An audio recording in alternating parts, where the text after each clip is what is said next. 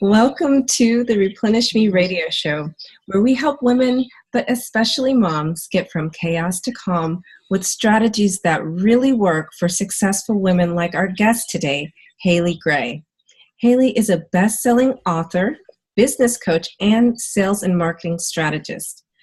What that means is that she helps small businesses find a way to build an effective sales pipeline that brings in customers regularly that is highly customized to your business.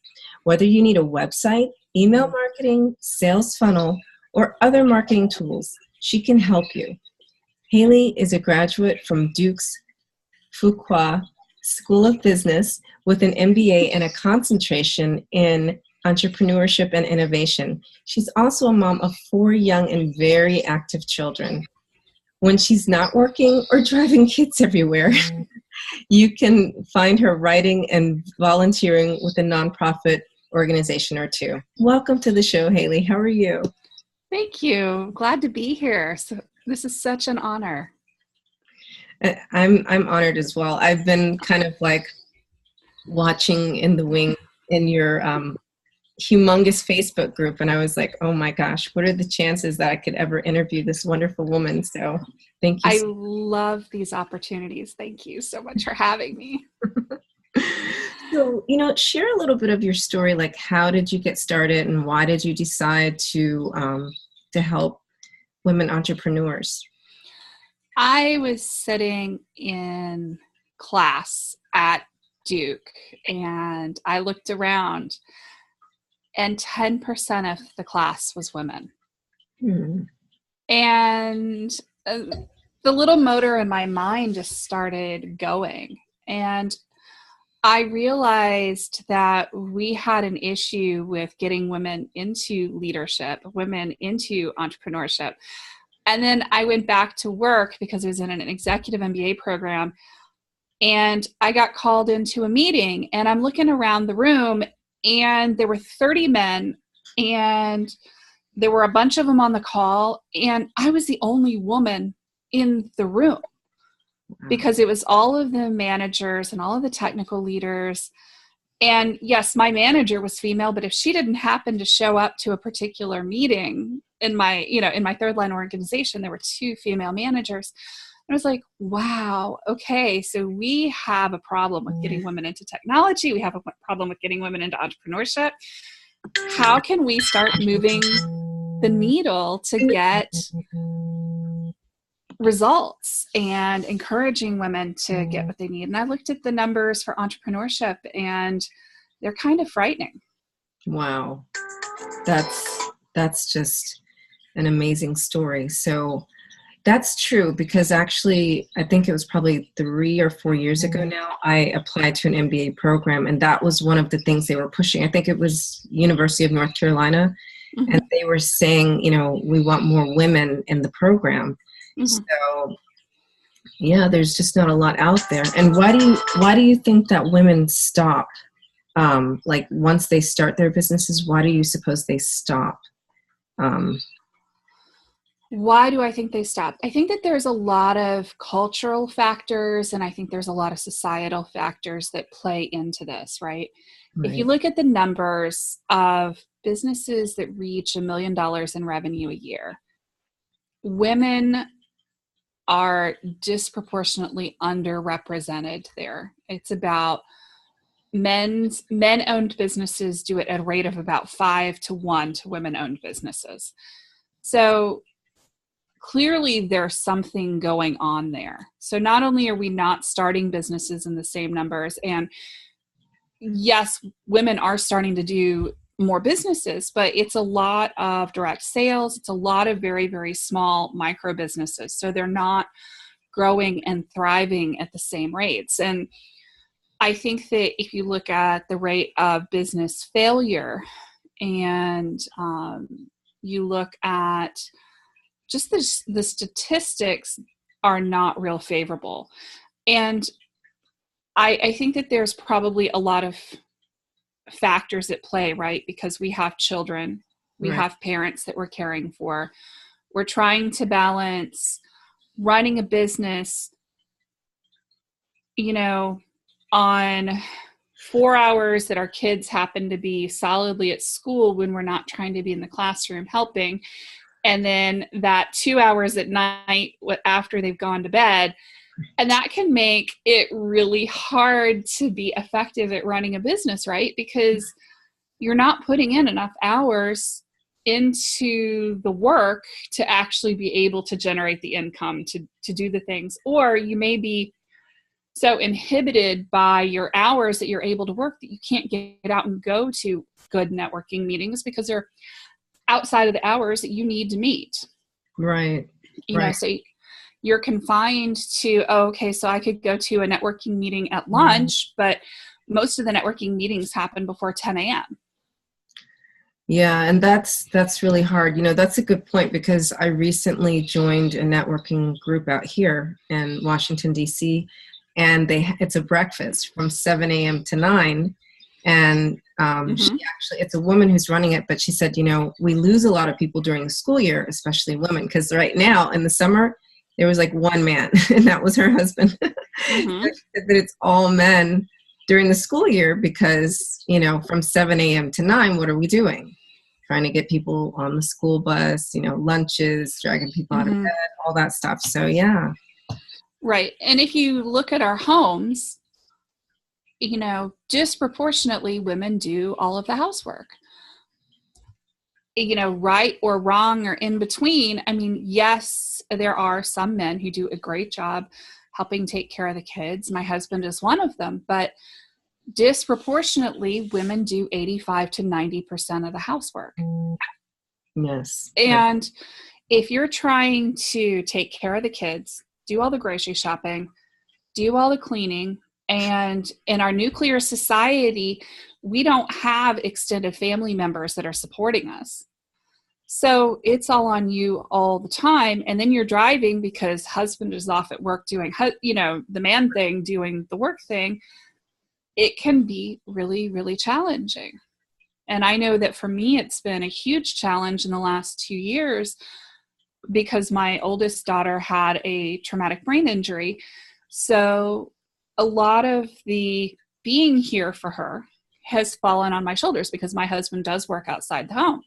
So then that correspondingly has translated to, okay, just being available to drive her to wherever or be here when she needs me. Well, that has an impact on my hours that I'm available for as well. It's gotten better in the last 8 or 9 months as she's gotten better, but there was definitely a period of time where she couldn't be left unattended.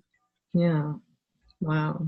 So, yeah, that is, that's got to be really difficult. I mean, we all complain about being the taxi driver, but when you have like a child who's been severely injured and you have to do everything on top of it all. So. Right. And it's just, you know, it's the reality that we face as women. You know, we disproportionately become caregivers for our parents as well. We talk about the sandwich generation. People talk about having kids. They don't really talk about the other side of having parents that they're caring for. Well, that may mean taking your parents to doctor's appointments. Well, those all happen during normal business hours. And, you know, okay, I need to go run over and take mom food, or I need to go run and take mom out for an errand. Whatever that is, because chances are mom is not living in, you know, one of these gated CCRCs that's $10,000 a month, because most people can't afford that. So, you know, it's just, it's this compounding effect of, okay, I've got my children, I've got my parents, I'm caught in between, and I'm doing the best I can to make ends meet in the middle. And it's definitely not easy. And I think that it affects how much we're producing as entrepreneurs. I think it affects our careers. I mean, it affects a lot of things, you know, good and bad, but it is kind of what it is. So how do you compensate for that and do the best you can with what you got? So that brings me to this point. You've had all this personal, you know, caregiving going on in the background for the past 2 years, but at the same time, in the time that I've been aware of who you are, you've gone from like 50,000 to 100,000 people, like over in your Facebook group. So how do you grow your business like that with all that in the background? So I do it in a number of different ways. I have made a point of being very disciplined about working in my business. So my kids get certain times. I definitely negotiate with my husband over what I can and cannot do. I have a Google Calendar, which is most days of the week fairly correct when Google decides to not have an issue. And, so between the calendars, some negotiation back and forth, and then just honestly flat out automation, and then picking and choosing what I'm going to do. You don't have to handwrite every single post on social media. Things can be automated. There are tools that exist to help you with that. So if you can use the right tools, it can help. So it's a balance between monitoring and measuring and making sure that things are actually going as designed, and then showing up. I usually am online about 2 hours or so a day. All in one shot, or you break it up? It's broken up into little bits and pieces. Okay.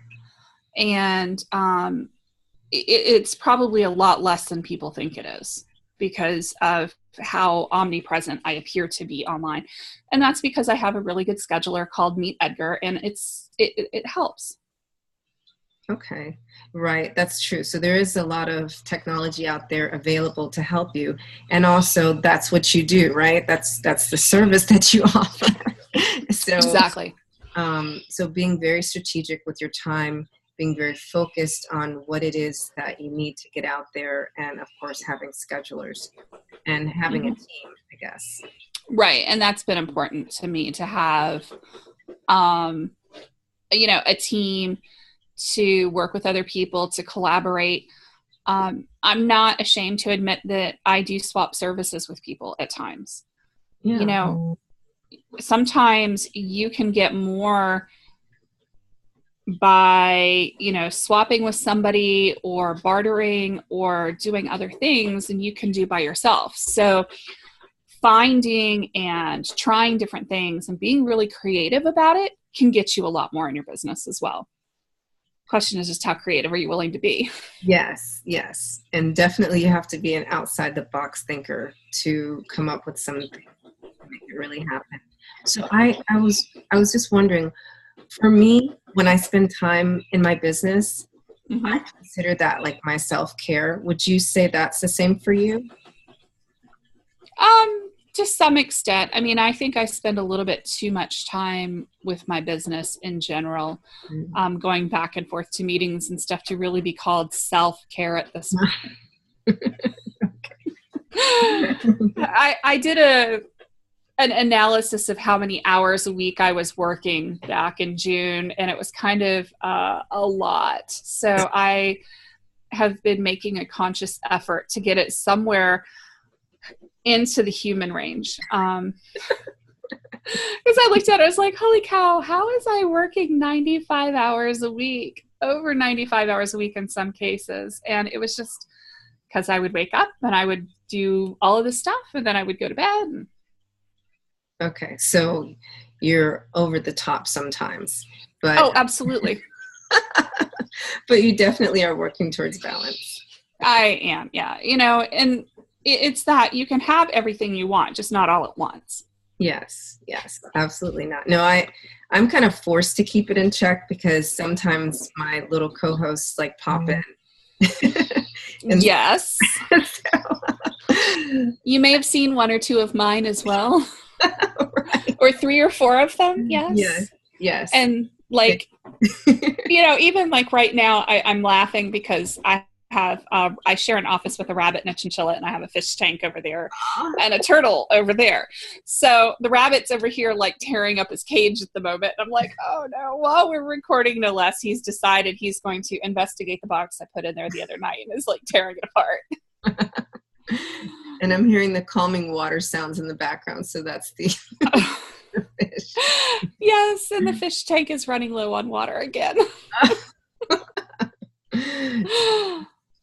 And so then there's the pets that you have to take care of too. And then there's the pets, yes. So there's the human co-host, and then there's the furry co-host, and sometimes the finned co-host, yes. I love it. So you did talk a little bit about direct sales. Tell me something of, above and beyond this leadership girl business you have, which is your own brand.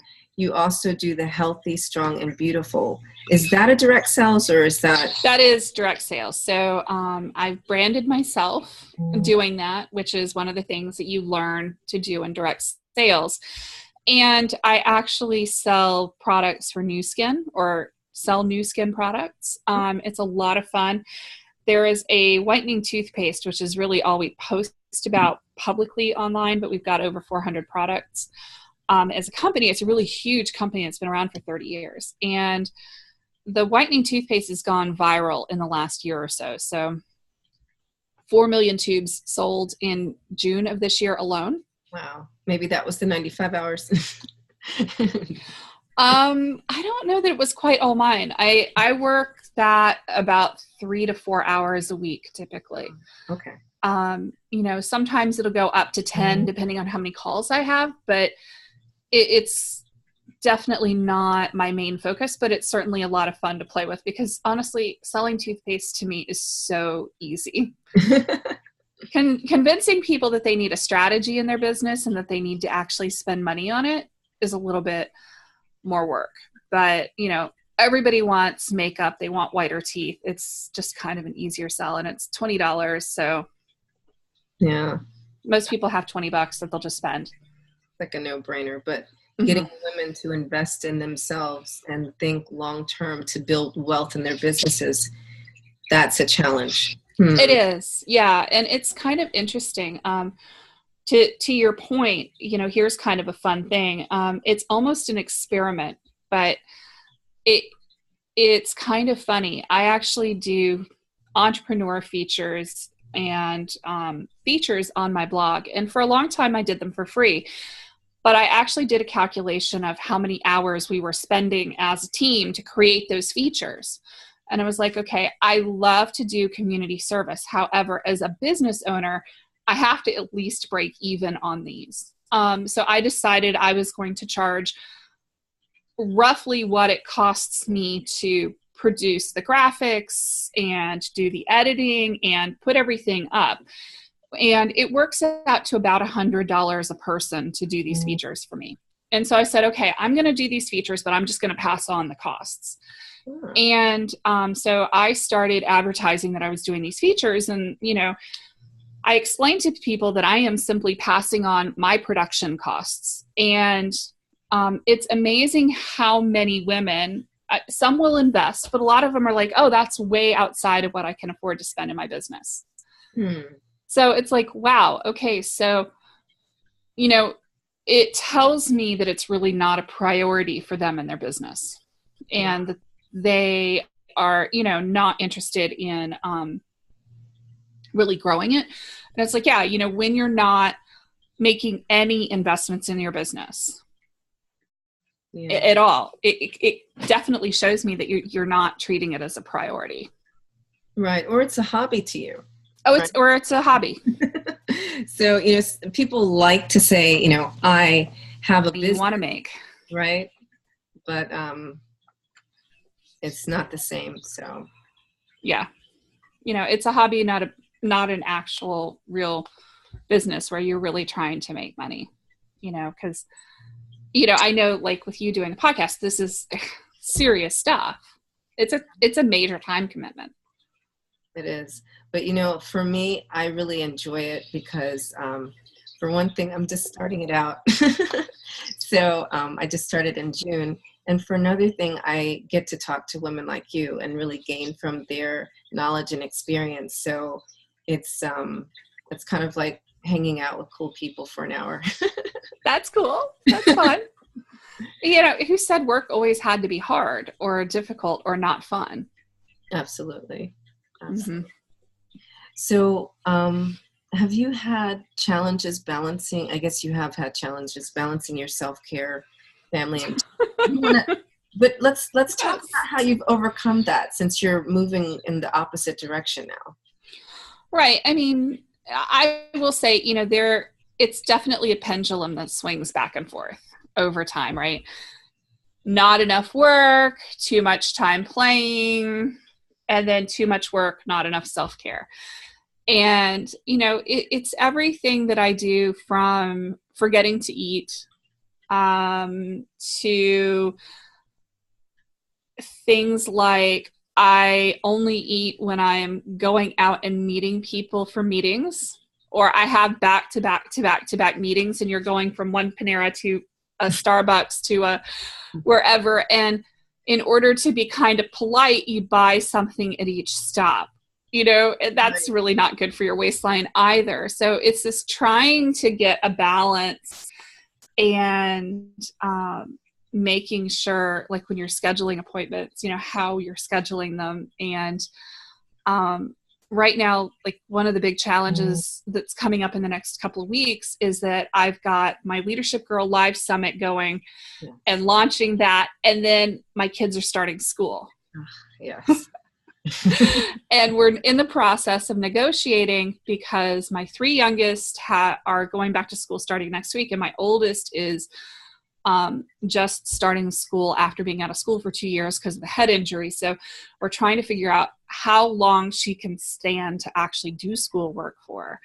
And, so it's this balance, and it's not like she can do it here. We have to take her physically over to the local community college to do the work in the lab there, because that's their rules.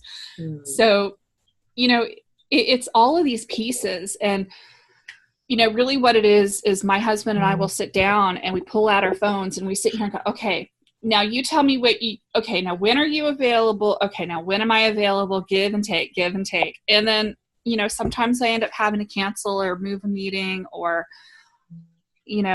block off time to go do something, or, it's not always easy. And you end up having to block time off for self-care. I block certain times during the week, usually on the weekend, for this is when I'm sleeping. And I call it my hibernation period. Yes, absolutely. And I just curl up and I go to bed and I stay there, and it's really nice. I would say that sleep is the highest form of self-care. And especially as you get older for women, because without our sleep, our hormones go crazy. I know, like when I was younger, I had issues with being monster mom, and they kind of creep up when I miss sleep. So, yeah. Yeah, if I'm not getting a solid, 7 to 9 hours a night routinely, I mean, I can go a couple of nights on 5 hours, but I can't do it more than 1 or 2 nights in a row. Oh my gosh.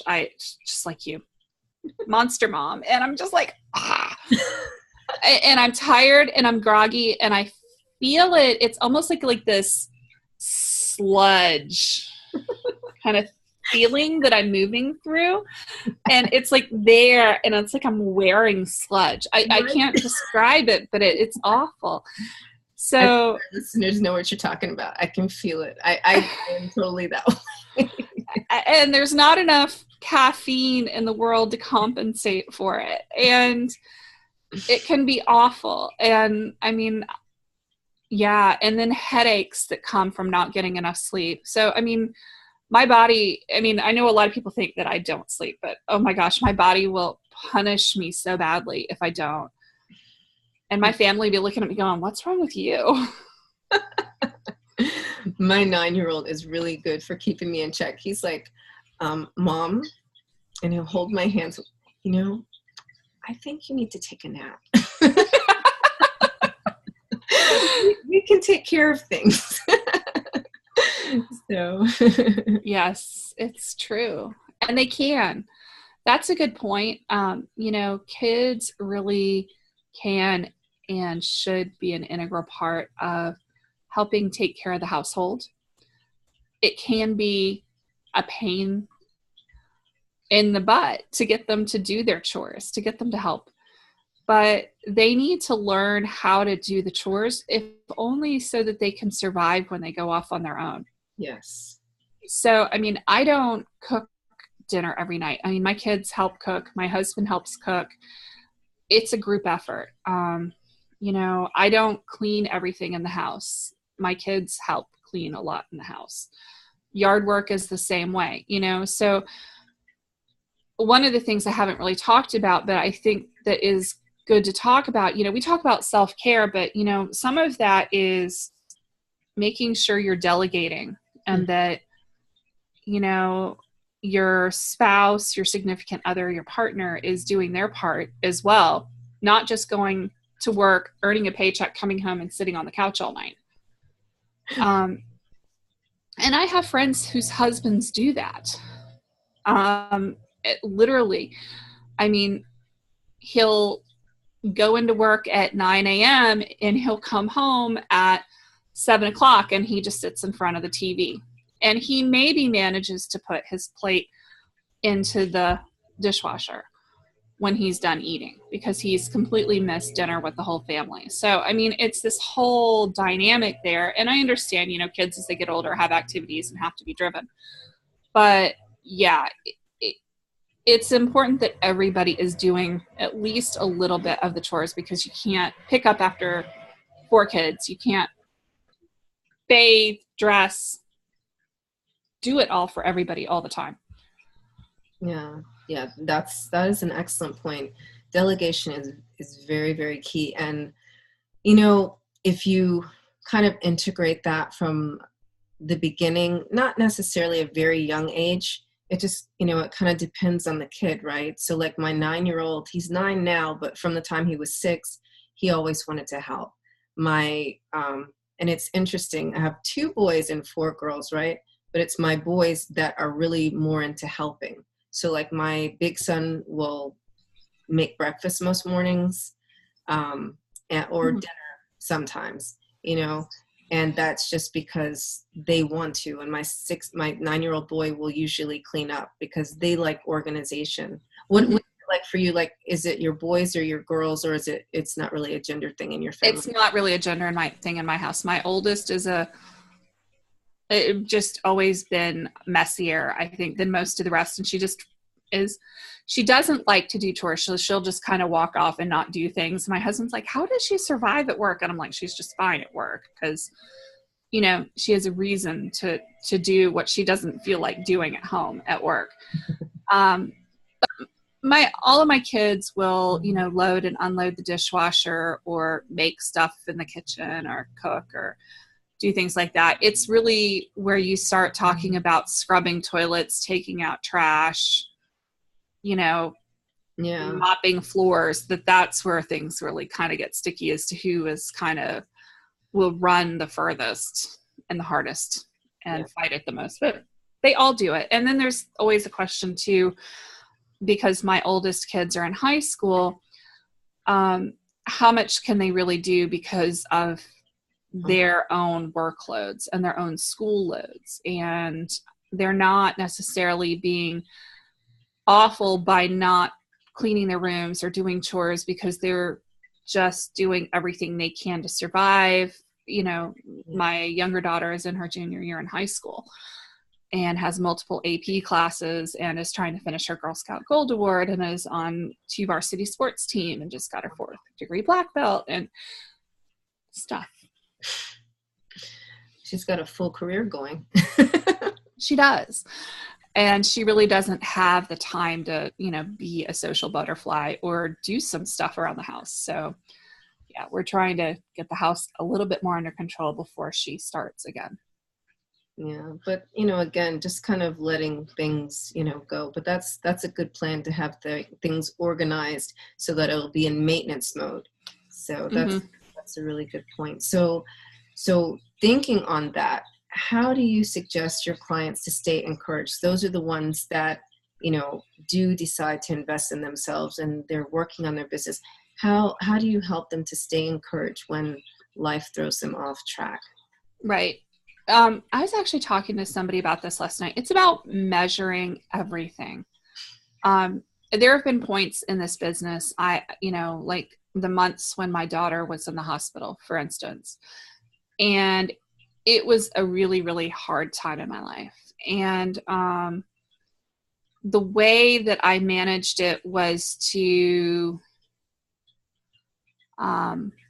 measure every single little bit of progress I was making in my business. So measuring numbers, measuring income, measuring the number of followers I had on a given platform, the amount of interaction I was getting. I have a lot of data, but also celebrating every single thing that I accomplished. It's not just about the tangible or, the measurable things, but it's sometimes celebrating little things like, I managed to get my newsletter out every single week on time. Wow. And making sure that I had that content written, created, and delivered to my admin on time every single week. Last year, I actually did a 6-month period where I did a webinar every single week for 6 months. Wow. So, but it was that measuring and doing that and saying, okay, so where am I getting the results and how am I getting and what am I getting? Yeah. So the main thing is, is making sure that you know where your results are and maximizing that. Okay. Yeah. And so that's like, no matter what happens, you still have a certain amount of time. You're saying about 2 hours a day that you're spending. And if you have those 2 hours, you're going to focus on webinars, or you're going to focus on content for newsletters. Perfect. Right. And a lot of what I'm doing, in the time I'm online right now, is just interacting with people. Right. I'm messaging back and forth. I'm chattering back and forth. My messenger, I've had a couple of people who have seen the number of messages I get on a given day, and they're like, holy cow, because I just get hundreds of messages a day and I'm responding back. And then sometimes my email gets not read as fast as it should be. So then I'm like trying to read emails and respond.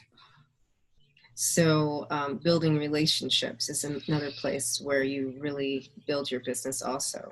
I would say that has been a critical focus on my business. I talk about it when I do Facebook Lives a lot, but at the end of the day, the other person that's going to buy from you is a person. You're not selling to a nameless, faceless entity.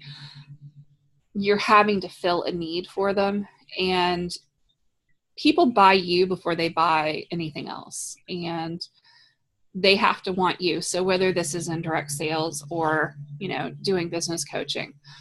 So some of it is really building that trust factor first, especially because there are a lot of companies out there, and there have been a lot of business coaches out there that have really done badly by people. So they can be kind of gun shy. Yeah, that's very true. And a lot of people, I have had bad experiences, but with coaching, but I think in my case, it was more like I wasn't educated on what I needed at that time. So in my case, I wouldn't blame the coach. It's like I didn't do my homework kind of thing. Right. I've done that. I've done that. You don't know what you need. You don't know what you don't know when you're starting a business. Yeah. So you don't even know what to ask. And I think, unfortunately, it sounds like a great idea, but then, if you're not working with somebody who is advanced enough, then that can be a real problem. Yeah. We have one of your co-hosts visiting. Yes, we do. But she just dropped her backpack and left. Yeah, so definitely balancing everything out. I'm interested to know if you want to share your story about your daughter or not. You don't have to. Yeah, sure. I mean, she fell off of a horse in December of 2015 in a horseback riding show. She was not riding her own horse. She was riding a different horse. And it hit her head on the way down. We don't know exactly how it hit because I wasn't there. And she doesn't really remember. but she was wearing a helmet. She did absolutely nothing wrong. She was riding, because it was an IEA show. You ride somebody else's horse, and or you may end up riding your own. It just depends on which horse you draw. And there were 6 or 8 girls in the ring at the time, and one of them came up behind her and spooked the horse, which caused it to throw her. So she was actually cleared at the point of the at that time by an EMT to return to competition, because she passed the head injury tests. But what I have learned since, there we go, we have helpers, is that you don't always see the results or the effects of a head injury at first. It can be a ongoing thing that shows up over a period of weeks, and that's what actually happened to her. So by the time she flew home a week and a half later, she was essentially in like it just gone kind of a state. We're not really sure how she got on the plane and flew home. And then from there, multiple hospitalizations and figuring out what had happened. And, now she's done really well, and she's back in school. She's working, and, headaches are definitely an issue for her. But, there have been months that it was really, really hard. And she's been a trooper throughout this, but, it's not been easy for her either, because, her whole life, basically stopped in 11th grade in some ways. And then we've been trying to make forward progress, and find ways forward that she can be successful.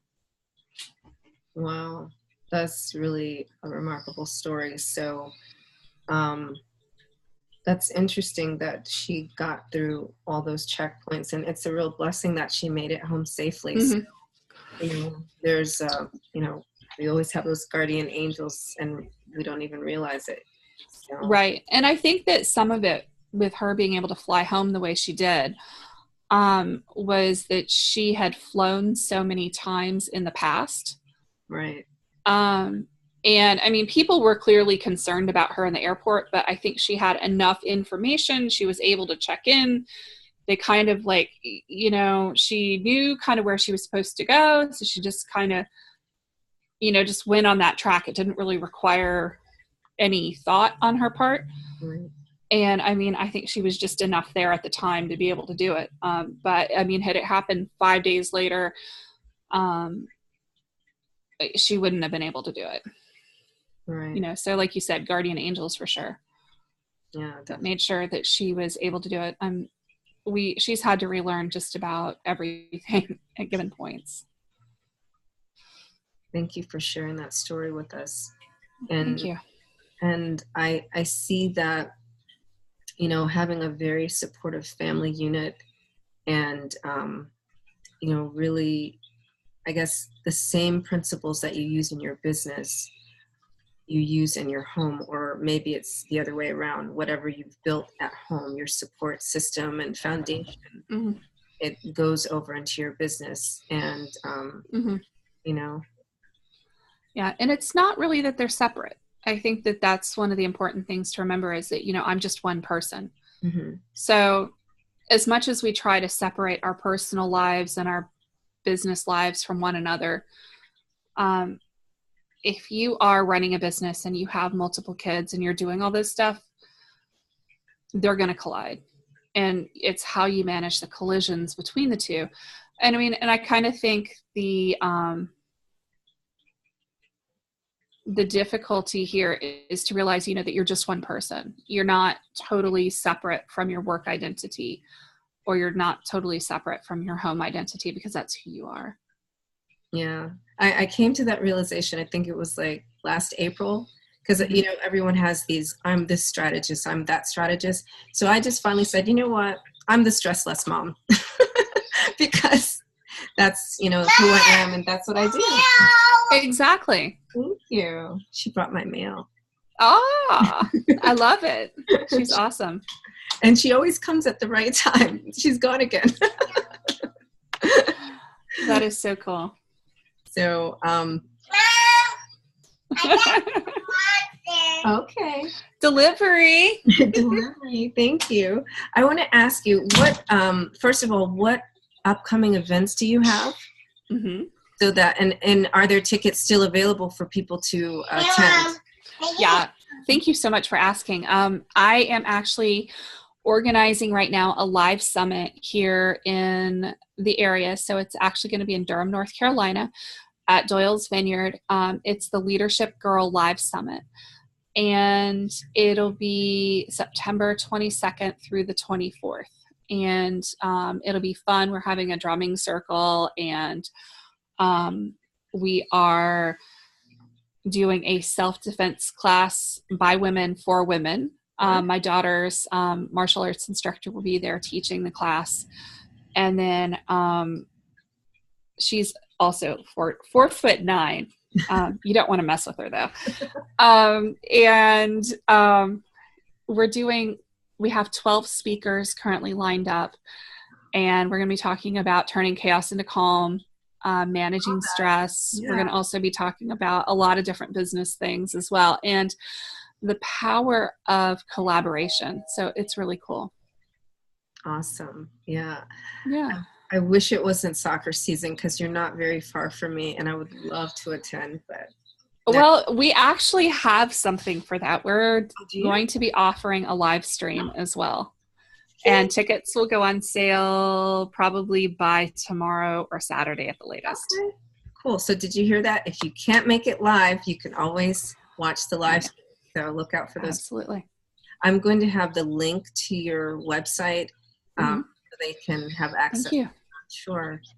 Awesome. And, I know that you're super duper busy, but before you go, what are the 3 main takeaways that you want our listeners to have today?